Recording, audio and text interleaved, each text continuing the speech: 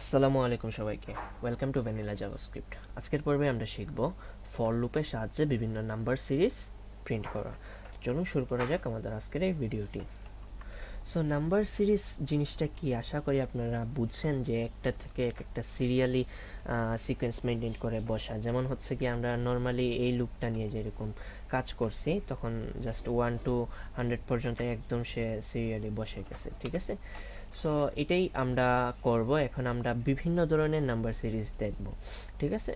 যেমন হচ্ছে গিয়ে এটা হচ্ছে গিয়ে একটা নর্মাল নাম্বার সিরিজ 1 2 3 4 5।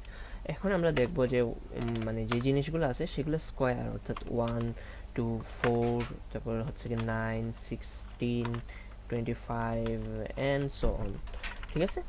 তো এই জিনিসটা কিভাবে করতে হয় আমরা জানি। প্রতিটা জিনিসের স্কোয়ার মানে হচ্ছে গিয়ে সেই সংখ্যা, সাপোজ হচ্ছে গিয়ে 2 ইন্টু 2। তো আমাদের এখানে আই যেটা আছে, আই এর মধ্যে তার ইনিশিয়াল ভ্যালু বা ইনিশিয়ালাইজেশন করা হয়েছে 0 দিয়ে, অর্থাৎ তার কাছে 0 আছে। তাই এখন যদি আমরা করি আই ইন্টু আই, তাহলে এখানে 0 আসবে। তারপরে এখানে ইনক্রিমেন্ট হয়েছে, তারপর এখানে 1 হয়েছে। 1 হইলে কি হবে? 1 ইন্টু 1 1। তারপর আবার ইনক্রিমেন্ট হয়েছে, তখন হবে আই ইকুয়াল টু 2, তখন গিয়ে হবে 2 into 2 equal to 2 into 2 equal to 4। So আমরা যদি এটা এখানে একটু ইমপ্লিমেন্ট করি, সাপোজ হচ্ছে গিয়ে এটাকে দুইটাভাবে করা যায়। নাম্বার 1 হচ্ছে গিয়ে ইন্টু আই দিয়ে যদি দেই আমরা, তাহলে একটা রিলোড দিলে এখানে আমরা দেখতে পারবো যে একটা নাম্বার সিরিজ বা একটা স্কোয়ার নাম্বার সিরিজ চলে আসছে। এটাকে আরেকটা ওয়েতে করা যায়, সেটা হচ্ছে গিয়ে এক্সপোনেনশিয়াল অপারেটর ইউজ করে। যেমন হচ্ছে গিয়ে আমরা ডাবল স্টার বা ডাবল স্টার রিস্ক দিয়ে 2 যদি দিয়ে দিই, অ্যান্ড এটাকে আমি 15 পর্যন্ত বাড়ায় দিলাম, তাহলে দেখেন জিনিসটা কিন্তু সেমই থাকবে, ঠিক আছে। তো এইটা আসলে জিনিসটা অনেকই ইজি। আমরা যদি চাই এটার 3 গুণ করতে, সাপোজ 1 8, তারপর 3 এর কিউব হচ্ছে গিয়ে 27, 64, এরকম করে যদি আমরা করতে চাই, তখন আমরা এখানে জাস্ট এক্সপোনেনশিয়াল যে অপারেটরটা আছে এখানে আমরা 3 করে দিতে পারি। তাহলে এটা দেখেন যে 01827 এরকম করে চলে যাচ্ছে। অ্যান্ড এটার কাজ কি, ফর লুপ কীভাবে কাজ করে, আশা করি আপনারা আগের ভিডিও থেকে কিছুটা না হলেও আইডিয়া পাইছেন অ্যান্ড বুঝছেন জিনিসটা।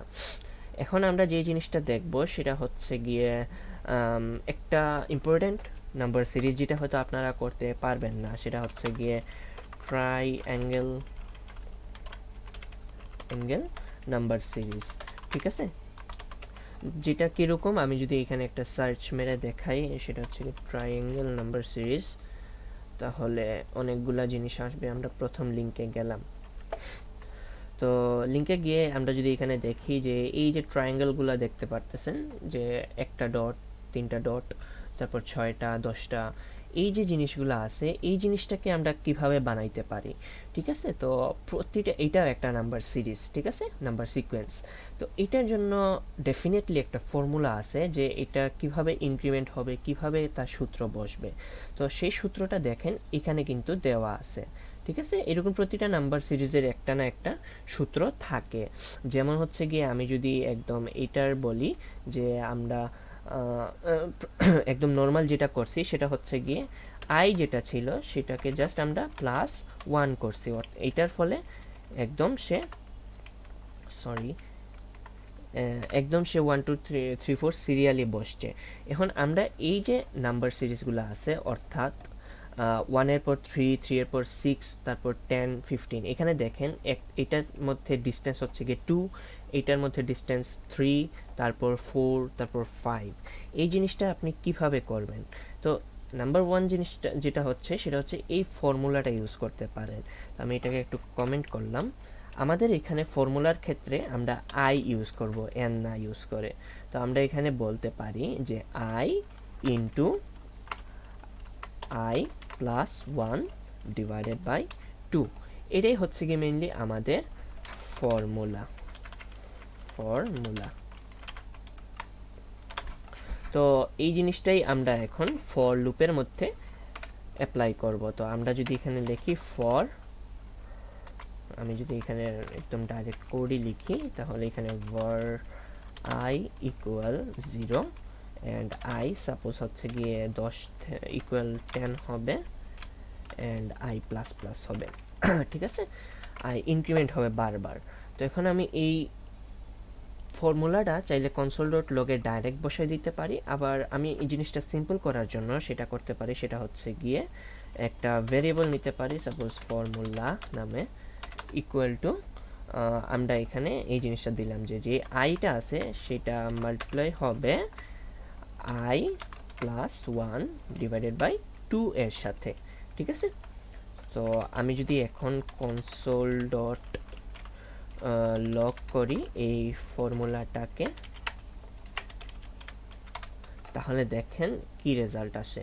এখানে আসছে 0 1 3 6 10 15 21 এইরকমই কিন্তু চলে আসছে। দেখেন এখানে 0 কই গেল, 1 3 6 10 15। আমি যদি এখানে ইনিশিয়াল ভ্যালু বা ইনিশিয়ালাইজেশনে 1 দিয়ে দেই, তাহলে আমাদের এইটা 1 থেকে শুরু হবে। ঠিক আছে, তো এরকমই মেইনলি বিভিন্ন নাম্বার সিরিজ আছে যেগুলো সবগুলো আসলে দেখা দেওয়া পসিবল না।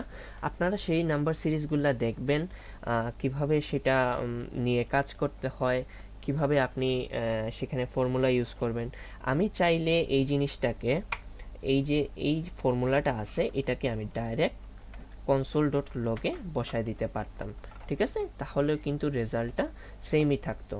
বাট আমি জিনিসটা ইজি করার জন্য এটাকে একটা ভেরিয়েবলের মধ্যে নিয়ে সেটা প্রিন্ট করছে। ঠিক আছে, তো it's all about the formula.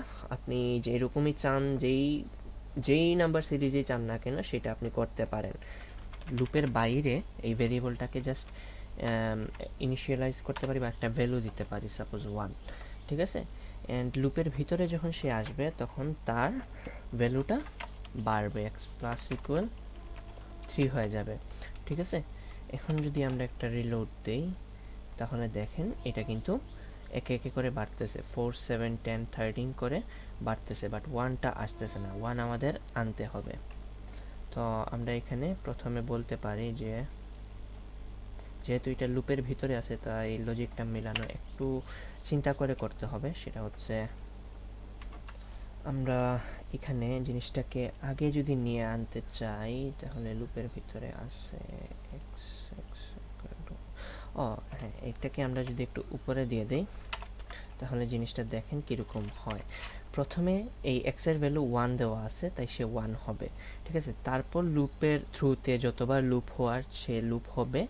ঠিক আছে, এবং এখানে এক্সের ভ্যালু +3 হইতে থাকবে। ঠিক আছে, এখন যদি আমি এটা একটা রিলোড দিই, তাহলে দেখেন 1 4 7 10 13 করে চলে আসছে, কারণ ইনিশিয়াল ভ্যালু আমরা এক্সে 1 দিয়ে রাখছি।